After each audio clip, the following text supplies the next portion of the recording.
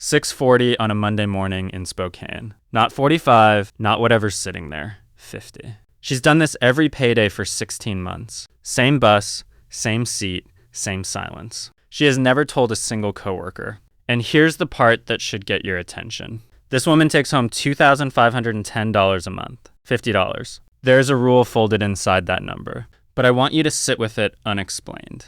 Hand you the mechanics too early. Nod, agree, forget it by Thursday. My name is Peak, and here's what should genuinely annoy you. Nearly all savings advice assumes a surplus that doesn't exist. Save 15% of your income. 15% of what? Once rent, the car, insurance, and groceries have taken their turn. The entire advice industry built its plans for people with leftovers. Percentages are a game for people with slack. What I'm handing you today isn't, and it's worth naming who that advice actually serves. A financial app that shows you a rising percentage bar. A course that sells Save Aggressively. Nobody's selling the giant number version. The rule I'm about to hand you has no app behind it. It's just what actually worked. Before any of the mechanics, the feeling. If you've opened a savings calculator, that was a rational reaction. If you've started 3 separate savings attempts, it happened to the woman on that bus too. Twice, before she found what I'm about to show you. Her name, for our purposes, is Dara. 29, medical billing, 6 years at the same clinic.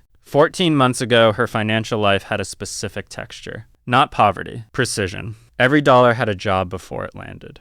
The $9 of breathing room. The particular dread of an email from the dentist's office. One Tuesday night, 10:40, she sat at her kitchen counter rearranging a $40 copay. That was the night she said the sentence out loud. One bad week and this whole thing tips over. The rule that fixed it didn't come from an app or an advisor. It came from her grandmother, who knitted every evening. Dara once asked her how she stood working on blankets. Her grandmother looked at her like the question didn't make sense and said, "Nobody finishes a blanket. You finish a row." She wasn't thinking about the blanket. The blanket wasn't her business that night. Her business was one row, straight and even, and then, only then, the next one. 40 years of that, and behind her, closets full of finished blankets. Dara went home from that visit, sat with the wreckage of her second failed savings attempt. What's my row? Here's why that question outperforms a calculator. Both of her failed plans had shared a shape. A huge number at the finish line, a monthly demand in the middle. Save $400 a month, hit $15,000. Behavioral economists have spent decades documenting.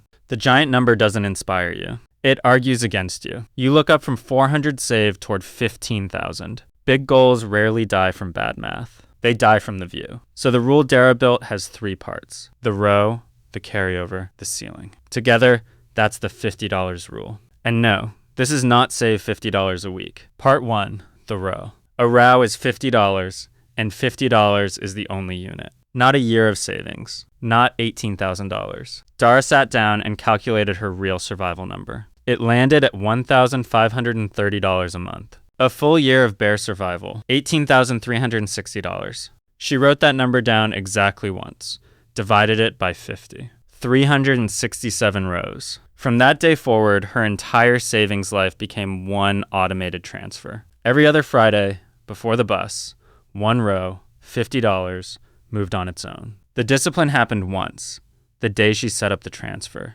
After that, the system did the mornings for her. Part 2, the carryover. This is the engine, and it's the part almost everyone skips past. The payday row is just the pulse. Steady, small, alive. The real growth happens whenever money gets freed or found. Dara canceled a streaming bundle she'd forgotten she was paying for, $52 a month. Under the rule, freed money doesn't dissolve back into the month's spending.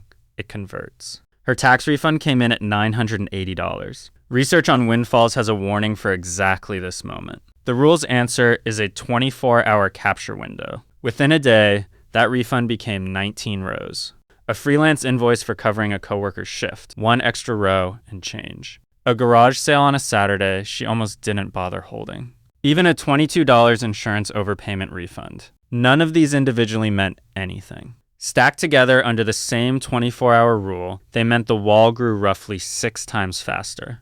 The carryover is how a $50 habit compounds at something closer to a $300 pace. Part 3, the ceiling. This is the strange one, and it's the one that saves the whole plan around month 5. Under the rule, Dara is never allowed to make a savings decision larger than $50. Not let me throw in $250 this month. The ceiling keeps the plan boring, and boring is the entire point. You lay a row or you lay a few rows. Here's what this rule does that percentage plans cannot. Nothing breaks. A percentage plan misses a month and dies of embarrassment. A row of rows just sits there and waits. It doesn't keep score against you. It's exactly as tall as it was, and the next row is still $50. Dara almost broke the ceiling once in month 7, right after a small raise landed. The instinct was immediate. Bump the transfer to $150. She sat with the idea for a night and then didn't do it. It was the same shape as Priya's $400 a month plan, just smaller. Ambition that scales up on a good month is ambition that has no floor on a bad one. She kept the row at $50 and let the raise quietly become grocery breathing room instead. That decision not to grow the row is, in its own way, as important as the decision to start it.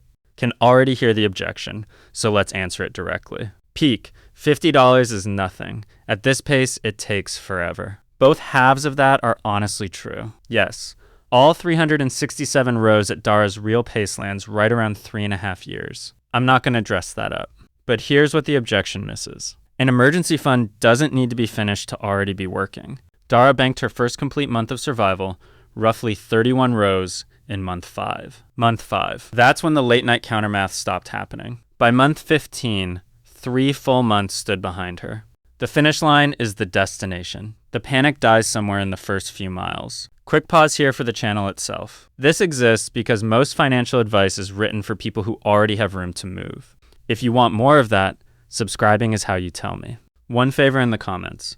Tell me your row. Your real survival number divided by 50, the honest count. I actually read them. Dara had a coworker, we'll call her Priya. Same clinic, similar tenure, take home within $30 of Dara's. I'm keeping their numbers nearly identical on purpose. They talked about savings on a break room bench. $400 a month, straight in, no negotiation. For 2 months it worked, and it felt like becoming someone new. Month 3, her hours shifted, and the transfer bounced.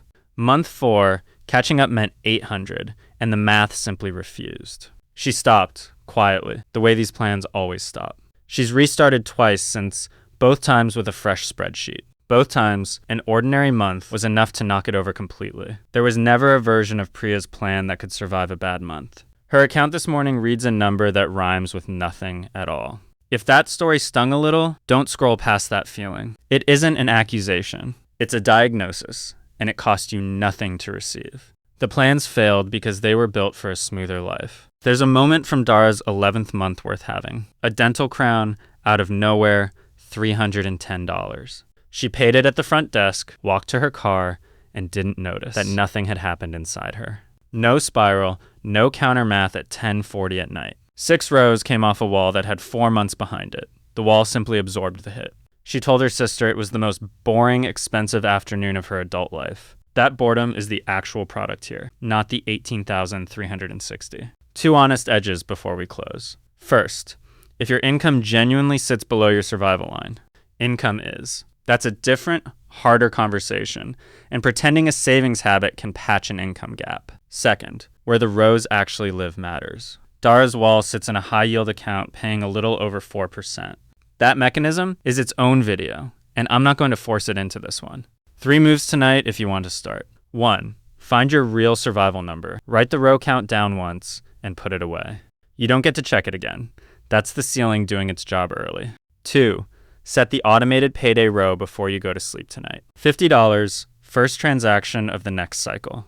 Willpower is usually gone by Thursday, but a standing transfer has never once had a bad week. 3, start your carryover list. Every subscription, fee, or forgotten charge you cancel from tonight forward has a destination within 24 hours. One more time, 6:40 on a Monday in Spokane, a bus pulling up. Now you know exactly what that is. Not a transfer, a row, straight, and even with closets of finished work behind it. Across town, Priya is drafting restart number 3. 2 paychecks, 1 bench, 1 rule between them. You don't finish the blanket. You finish the row. And the best morning to start yours is the one you're about to wake up to.